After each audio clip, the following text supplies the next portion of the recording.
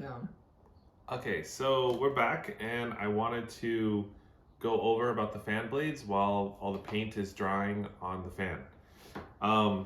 So your fan blades may be in great condition, but I definitely, even if they're in bad condition, I recommend trying to keep the original ones, especially on these older fans, because they're actually like real wood. I think these are like balsa wood or something like that. I think they're balsa. I have another fan that's from like, I think around 1920, and that one's actually a heavier wood, also really beautiful. So if you can keep the original blades, it's great.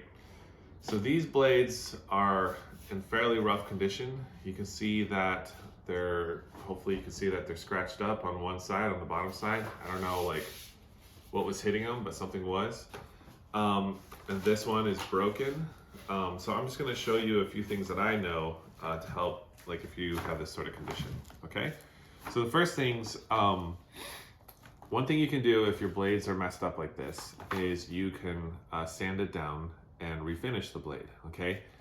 For this, that would be kind of an extreme measure because you can also just simply flip the blade around. They're flat, so like you just flip it. And once you put the cover on, you won't even see any of the holes or anything like that. So you can definitely flip it around and that solves the problem. So that's what I will do for these blades. And I'll show you how I clean them in a second. The other thing you can do, like I said, is refinish them. So I have another ceiling fan and I'll post pictures of that one. When we got that fan, it had been knocked down in a tornado in a house in northern Texas, and a tornado hit the house, and the guy saved it because it reminded him of his grandmother, because it was his grandmother's house. I found it on eBay, talked to him, somehow got it for like $25 if I came and picked it up, so it was really heavy, he didn't want to ship it.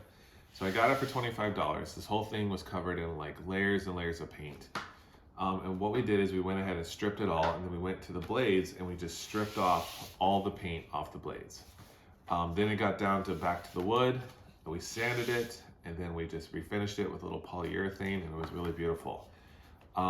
They had the same fan at a ceiling fan store up in nearby, and that fan's worth around $5,000. So you can really, you can find some good deals out there. And the most important thing, no matter what it's worth, in an older home like that fan just looks amazing.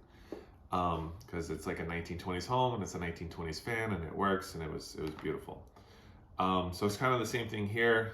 So what I just want to show you, okay, now I've talked about all that, is real quick I'm going to show you how I clean this. So again, this is just balsa wood.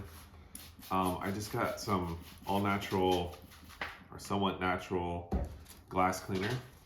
And then I just come in here, I have a microfiber cloth.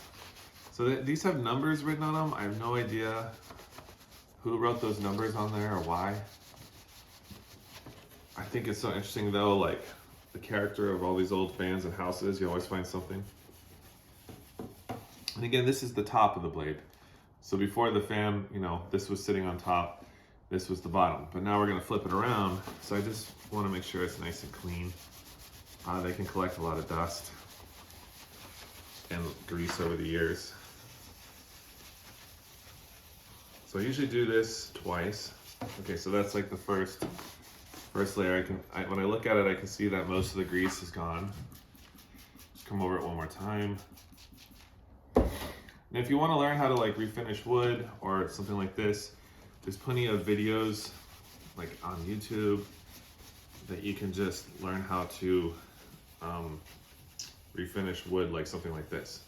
But I mean, essentially on delicate wood like this, you would take a 220 grit sandpaper, and I'll show you, like if I was sanding, I would just sand it down with a hand sandpaper, and that would remove most of these scratches. And then you can go back in with like a polyurethane and just do a light coating of it, and it'll look pretty nice. Again, I'll show you some pictures. I'll post some pictures along with these videos, and you'll see what I'm talking about. Okay, so this one is nice and clean, looks really pretty again. I've already cleaned these, and so those are ready to go. In the next video, I'm going to show you how to glue one back together if it's broken.